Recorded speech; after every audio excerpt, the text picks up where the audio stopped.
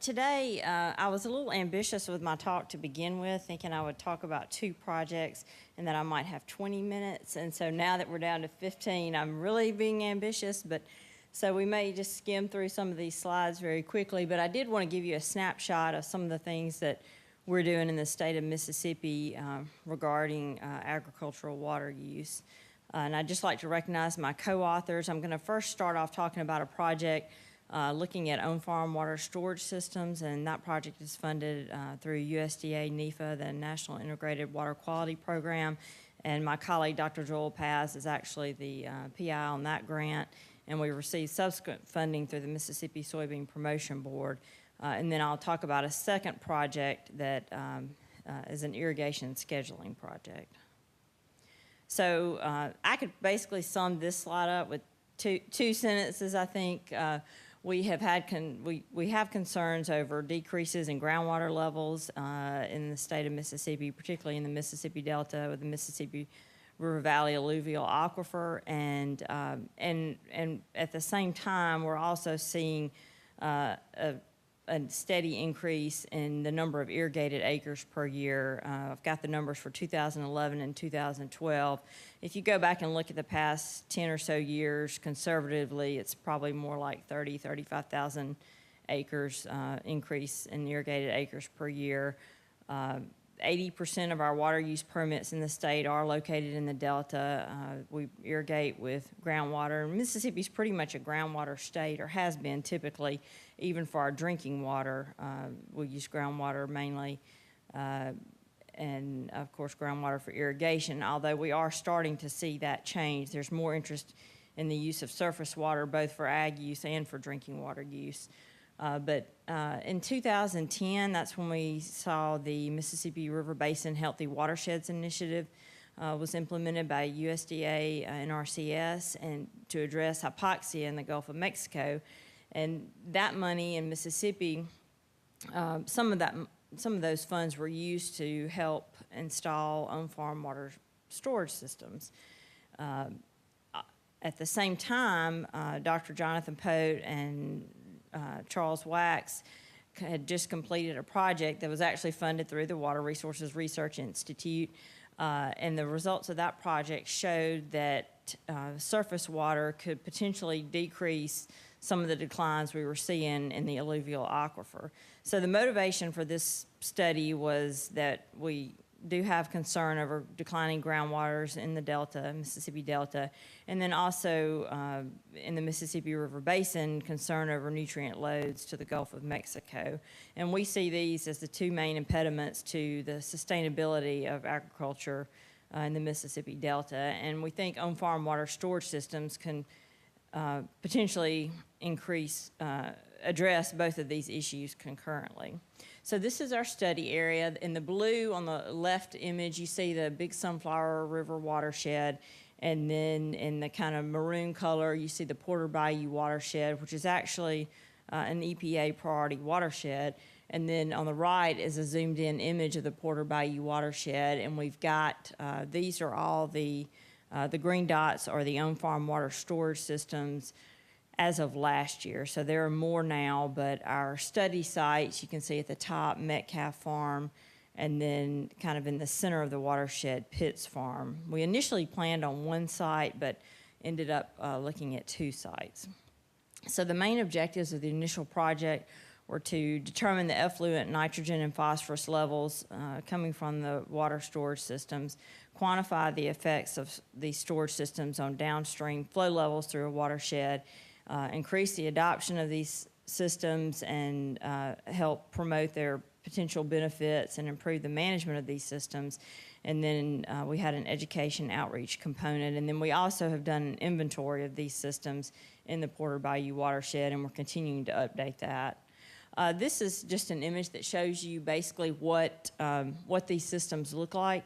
You've got a tailwater recovery ditch that you see on the left, and a surface water storage pond on the right.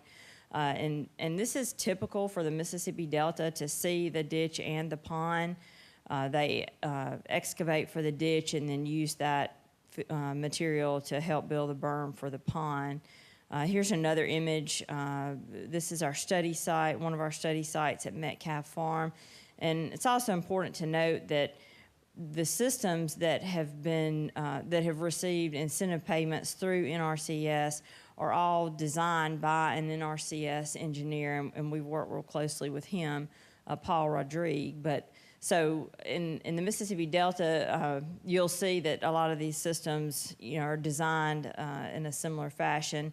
And they have 1 acre of reservoir for every 16 acres of irrigated area. The reservoirs are typically 8 feet deep. The tailwater recovery ditch is designed to have 0.3 acre-feet of storage per irrigated acre, with a minimum of 10 acre-feet of storage on any system. They're sized, the ditches are sized to fill the reservoir if they're pumped 6 times. And they're typically designed with a 4-foot berm and a 6-inch overflow pipe. And also, it's important to note that these fills on the site are typically precision leveled and padded and piped. So it's a semi-closed system, meaning that whatever water falls on the fills, that water then drains to the tailwater recovery ditch, and then from there it's pumped to the storage pond. So we installed a water level sensor and a sonde in each tailwater recovery ditch. We had a weather station on each farm, and we're doing grab samples at the inlet, in the center of the ditch, in the storage reservoir, and at the outlet. And we're taking grab samples every 3 weeks during the growing season and roughly every 6 weeks during the winter. And then we're also, we have an auto sampler in the center of the tailwater recovery ditch to collect storm events. And this sampling protocol was modeled kind of after some work that the Mississippi Department of Environmental Quality is doing in the Mississippi Delta. We're looking at pH, conductivity, and dissolved oxygen, also turbidity, total and reactive phosphorus, nitrate, ammonia, total nitrogen, TSS, total killed nitrogen, and dissolved orthophosphate. And this is a layout of one of our sites, Metcalf Farm. You can see in the blue is the storage pond, and then the ditch is, I do have this, and then the ditch just runs kind of parallel to this. We've actually got another on-farm water storage system just north of this site, and we get a little bit of runoff from that. But this site is in the very headwater area of the Porter Bayou watershed. And that's the main reason we ended up choosing a second site, because when we first looked at this site, we weren't sure that we were going to really have much inflow at the inlet. The Mississippi Delta is very flat if you've never been there, and this particular site, sometimes the water flows south and sometimes it might flow north, just depending. So, so we've got, again, we're sampling at the inlet just above the tailwater recovery ditch to characterize the water coming into the ditch. We're sampling mid-ditch at the outlet, and also at the pond, the storage pond. And then this is a snapshot of our other site, which is farther down in the watershed. It's got a much larger drainage area, so we do have a lot more flow. And we also have 2 inlets at this site, one to the north and one to the northeast. I was trying to be brief, but this is one of my favorite slides because it just paints a picture. A lot of people say, what do you mean you're having, water troubles in Mississippi? I mean, you get an average, I think it's around 55 inches average rainfall per year. And we do, but for farmers, you've got to have it when you need it. So I think this slide tells that story better than any other slide. You can see this is rainfall in the blue and evapotranspiration in the red. And then the boxes outline areas where evapotranspiration is greater than rainfall, and then in the green where we have greater rainfall than evaporation. So you see the months where we're getting more rainfall, it's not when the farmers need it. So that's one of the reasons that they like these on-farm water storage systems so much. I won't spend a whole lot of time on this, but just to show you some of the slides. These are results from the grab samples that we've done.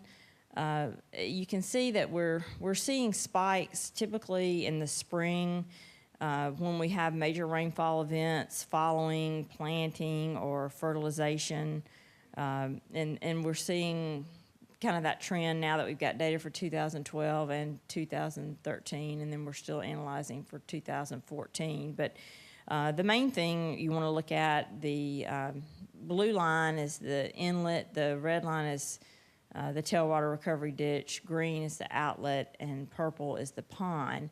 And so we'd like to see this green line lower than the red line, and we do see that in a lot of cases. But then sometimes, you know, and you can kind of tell in trying to interpret the data what's going on. You know, you see a spike here in March in the ditch, but then concentrations are still low at the outlet, so the system is doing its job. These are the results for Metcalf Farm, total phosphorus. And again, we're seeing here the trend is a little bit different. We do see some spikes in the spring, but more in the fall, and that's because phosphorus is tied to the sediment that's running off.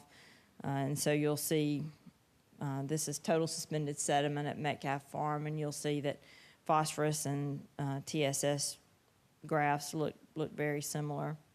Then this is the pit site, and one difference I'd like to point out too, and we're still looking at this, but the Metcalf site was actually the first system that was designed and installed in the Delta. And when they did that, they are using a camelback pump to pump from the tailwater recovery ditch to the storage pond. In contrast, at the Pitts location, they have a pump, an automated pump, pumping from the ditch to the pond, and it also has an automated switch on it. So I believe as we continue to look at the data that we'll see a little bit better results with the site that has the automated switch on it. And I'll explain that a little bit more at the end of my talk. But again, this is nitrate nitrogen results for Pitts Farm. And here, as I mentioned earlier, we've got two inlets. Blue is the inlet one, red is again the tailwater recovery ditch, green is the outlet, turquoise is the second inlet, and then the pond. And even though we have a little spike here at our second inlet, our concentration is still low at the outlet. Again, phosphorus and total suspended solids are going to follow the same trend. So just in summary, we're seeing somewhat mixed results, but we think that the key to making these really successful is management of these systems. And by that I mean, as I mentioned earlier with the automated switch, you want to have the storage pond as full as possible and the ditch as low as possible at all times, because the key is being able to catch that water and hold it on site and give it a little time for those nutrients to break down. So when we have not seen them perform quite as well, it's been during really heavy rainfall events when we've had 2 or 3 inches of rain over the course of 2 days, and that water just immediately runs off site. And then we're also looking to compare rainfall runoff with irrigation runoff and the water level in the channel during runoff events. But these graphs show that they are definitely great for water savings. This is the cumulative water use from the pond at the Metcalf site, and then this slide shows the Pitt site. And that translates to about 130 and 184 acre-feet of water to irrigate soybeans at Metcalf and corn at Pitts in 2012. And those savings translate to 42 and 60 million gallons of water, respectively, that was not withdrawn from the alluvial aquifer. And then 2013 to date, we've seen 52 and 174 acre-feet of water from these systems used to irrigate soybean and corn at Metcalf, and then soybeans at Pitts in 2013. So we're going to be having some field days to discuss the benefits. We're also doing some modeling to look at better targeting the placement of these systems in the watershed. And then we're also doing the work that's funded through the Soybean Promotion Board is a cost-benefit analysis to look at, if you did not have financial help through NRCS, would farmers still put these systems in? Just want to acknowledge our partners very quickly, and our funding sources I've already mentioned. And then I'm just going to breeze through this irrigation scheduling project. It's another project that was actually begun by Dr. Gretchen Sassenrath when she was at USDA, ARS, and Stoneville, and she's now at Kansas State. But this is just an easy-to-use irrigation management tool. We're estimating crop water use with the modified Penman-Monteith. It's a checkbook water balance method, and the goal is to have minimal data input required by farmers. We're using soil moisture sensors to help calibrate and validate the model. We're looking at corn and soybean fields under furrow and center pivot irrigation, primarily because we've been funded through the soybean and corn promotion boards in Mississippi. And for this year, this project started in 2011, and so we've had anywhere from 5 to 7 sites, but this year we've got 5 sites throughout the Mississippi Delta, 2 in the North Delta, 1 in the Central Delta, and then 2 in the Southern Delta. And this is kind of what our setup looks like. We're installing these sensors at 6-inch increments ranging from 6 inches to 36 inches. And these are irrimeter, watermark, soil moisture sensors, and then we've got our data loggers here. But this is just, a brief snapshot of the model. The initial model was a spreadsheet version, and this what has become the engine of the model, where we're actually performing the calculations for the water balance. And then the other 2 components, the one that we're still working on and finishing up is our graphical user interface. And then, of course, along with that goes our databases where we're storing all the data that we're inputting into the model. And these are just some quick screenshots. This is the login page that contains information about the project. We have accounts for if you're a company, if you're a user, or if you're a consultant. And I can explain later if you're interested how that's all set up.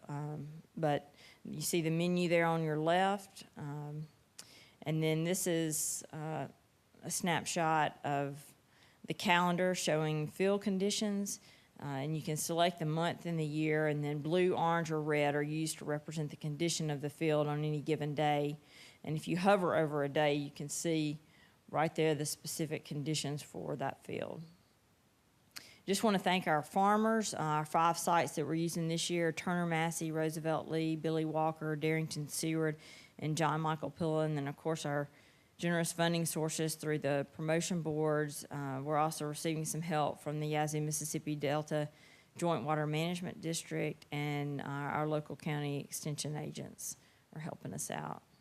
And I think I just barely made it. I hope you got something out of that. I know it was really fast, but we are very proactive in addressing our water concerns in the state, and the project that we've got through the Mississippi Soybean Promotion Board as part of their Sustainable Irrigation Project, or their SIP project.